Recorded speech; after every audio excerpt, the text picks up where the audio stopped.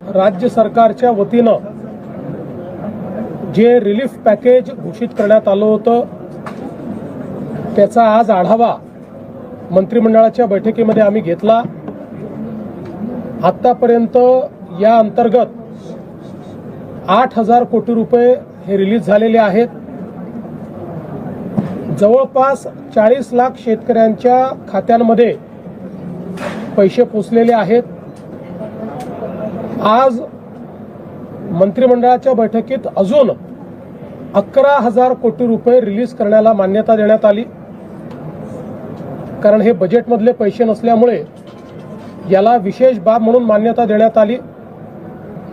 आता हेही पैसे पुढच्या 15 दिवसांमध्ये शेतकऱ्यांच्या खात्यापर्यंत पोहोचवण्याचे आदेश आम्ही दिलेले आहेत।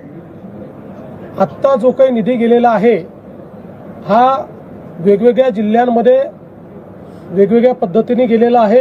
काही ठिकाणी तो पार्शल गेलेला आहे। याचं कारण आम्ही एक निर्णय घेतला होता की जशा याद्या येतील तशी मान्यता द्यायची, सगळ्या याद्यांकरता थांबायचं नाही। त्यामुळे कोणी हे कन्फ्युजन ठेवण्याचं कारण नाही की आम्हाला तर जे काही NDRFचे पैसे होते ते मिळाले पण 10,000 मिळाले नाहीत, आम्हाला 10,000 मिळाले पण 3 हेक्टरचे मिळाले नाहीत।